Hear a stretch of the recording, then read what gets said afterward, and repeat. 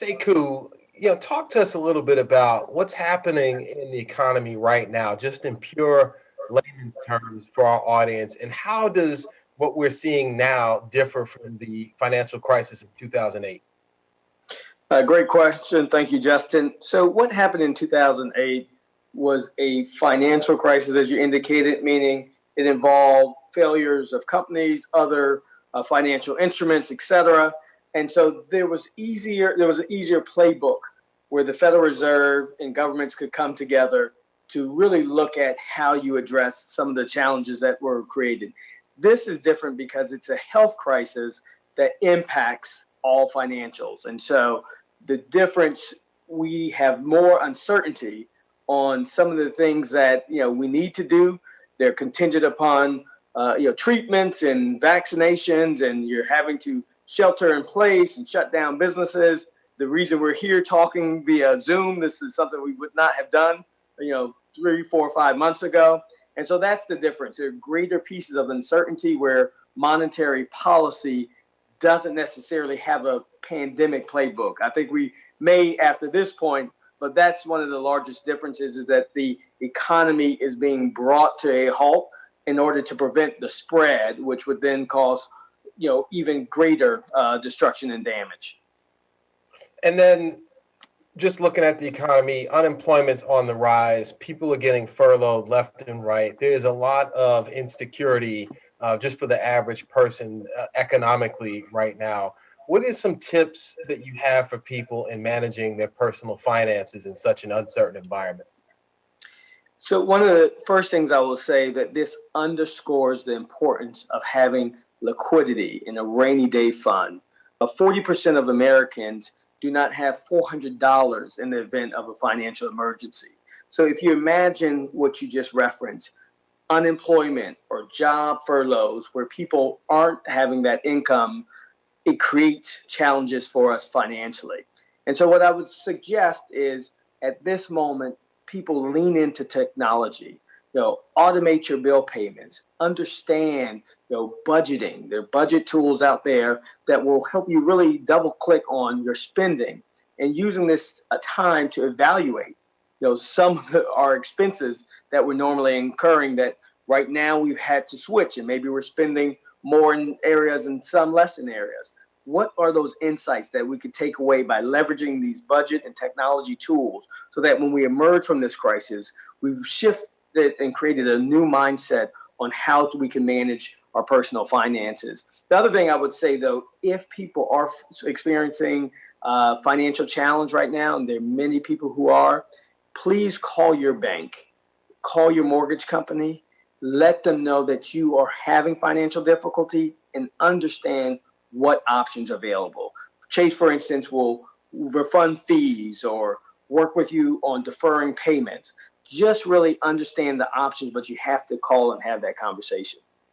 And then let's double click really quickly on that savings piece again.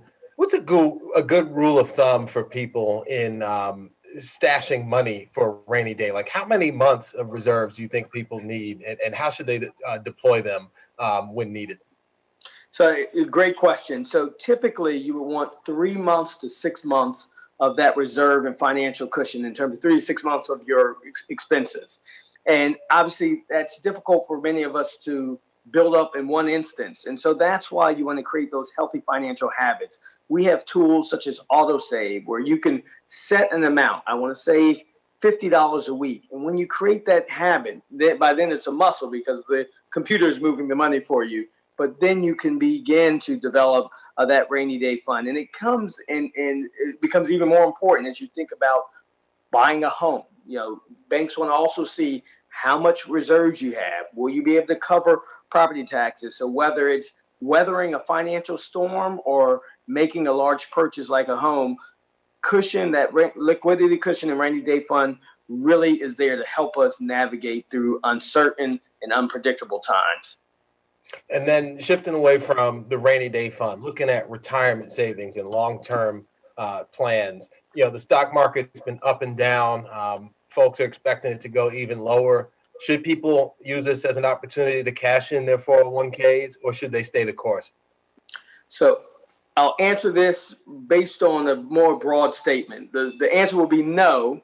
I would not look to cash in or sell out your 401k if you aren't planning to retire in the next 5 years. So if you're in your 30s, your 40s, your 20s, look at the time horizon and look at what markets have done historically. So you may see, right now some pain or some red, but even if you look coming out of any of the crises, even the financial crisis, the market always goes back up. So that's one thing we can be assured. So if you do not have a need for the money, do not touch it. If you have financial hardship, the CARES Act also enabled you to take up to $100,000 out. Most programs you could borrow from your 401k.